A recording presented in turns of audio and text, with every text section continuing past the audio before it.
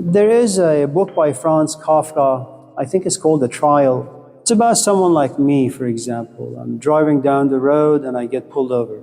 And I take out all the necessary information and I handed it to the police officer, but he just throws them on the ground. He asks me to come out and I do, and he cuffs me. And I ask him, what have I done? He says, be quiet. What have I done? Be quiet. I'm thrown into a cell. I scream the entire night. I want to know my crime, but no one gives me an answer. Eventually, I go before the judge. The judge looks at me and says, guilty.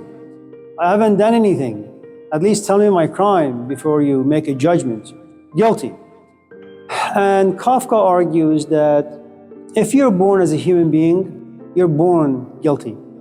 There are moments you're going to wake up and you're going to say, why do I feel this way? Why is my life this way? Why did I do it this way and not the other way? And it doesn't matter which path you take, which way you go. The feeling of being guilty is always going to be present. You're born to feel guilty and you will die feeling guilty. That's what it means to be human. The cop is any time that, I suppose, your own clarity comes to the surface, that you are cuffed but you don't know why, that you have a great marriage but why do you not like it, who knows? You're in a very privileged place in life and yet you feel malnourished, you feel insufficient, you don't know why. I suppose the idea of not enoughness. You have a nice house, you have a nice car, you have a nice companion, you have nice kids, and yet it's not enough. And you feel guilty because you want it to be enough, it's just not enough. Then the other aspect of knowledge, or if you want to call it wisdom, is that you want to transfer it. You want to give it to your kids, you want to give it to your friends, maybe to your students, but you realize that wisdom can be given to anyone. So you're on your own, really left alone with all the things that you've experienced and all of your own clarity. And it's a book worth reading for those of you in this class who enjoy reading. It's a book by Hermann Hesse called Siddhartha. And it's fascinating because you have a kid who's a partier, he likes to smoke and drink and have a good time with life. All of a sudden he passes by this house and this guy is giving a sermon or a lecture and he's captivated, he's attracted. Which means that very much like the story of Job, you could, without any warning, any notice, become attracted to something that goes against life.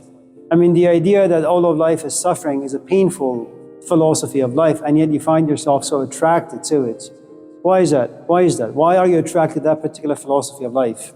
When you can go out and have a good time with your friends and chit-chat about nonsense, you find yourself miserable when you chit-chat, but you find yourself profoundly happy when you talk about seriousness of life.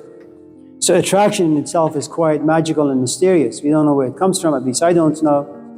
And then the problem with becoming attracted to something is that if you keep nourishing it, it'll contaminate you, it'll intoxicate you.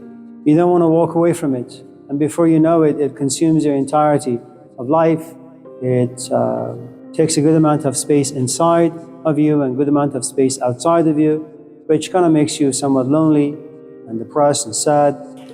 I think there are 3 stages that we go through, and it's something that was taught to us by a Persian prophet who ultimately gave birth to a tradition called Zoroastrianism. And the Jews came into contact with that particular tradition and adopted the notion of heaven and hell.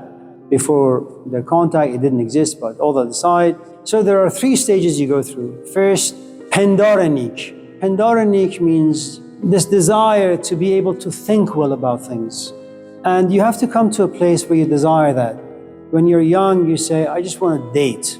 And the foundation of your dating business is about, well, do you want coffee or do you want beer? Do you like pizza or do you like chow mein? It's just ridiculous, infantile things. It's gossip. They're important things to have. And then after a while, you find yourself attracted to this person and the relationship is formed and you have lots of emotions. And then you realize it's not working out. And you kind of recycle all the stuff over and over and over again. You realize, well, you're now 35 and you've gone through a string of relationships and none of them have worked out. You say, I need to think well about who I am and what I want and the person I want in my life. So you can't just get up and say, I want to think well. And though you may be inspired to do that, it's not going to go well for you. You have to make a lot of mistakes. You have to go through a good amount of feeling of loss and then grief. And then you say, okay, I want to think well now. When it comes to going to school, when it comes to choosing friendships, when it comes to having a job or finding a major in school. Once you're able to think well, and it's a solitary journey, it's like you come to my office, I will tell you some poetry, you and I can chit-chat a little bit, and you will try to perhaps mimic for a while, but eventually it's something you have to do on your own. Sometimes, if on the other hand you were to come to my office every single day for the next 10 years, I will guarantee you will quack like me. So a good amount of it is imitation. Much difficult for you to hang out with Malcolm X and Snoop Dogg, because Snoop Dogg doesn't demand as much, but Malcolm does.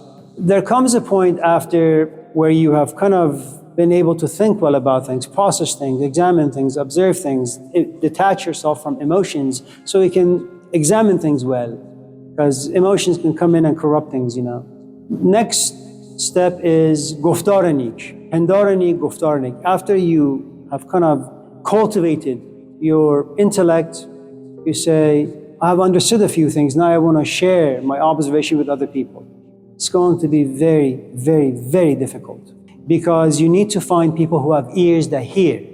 People can listen, but they have to be at a very mature stage to listen and then to hear the message you want to give them. As any parent looks at the child and says, are you listening to me? Yes, but can you hear what I'm saying? That's something that needs to go inside you, be processed, all that. The last stage is kirdar neek. Apply what you know and what you've spoken, apply it. Let's say forgiveness. You cultivate that idea until you understand what it is. Then you come to class and you talk about it. Then you go home, and then your wife or your husband or your kids do something. And you become frustrated even though you just read 500 pages of Stoic philosophy. And you realize at every corner you kind of just lose your cool. And one of the nice things about Abraham Maslow is that despite all of his knowledge, despite perhaps all of his wisdom and intuition, he was never able to forgive his mother. Never. And I think sometimes we expect too much. We say just because you think well, you also need to speak well.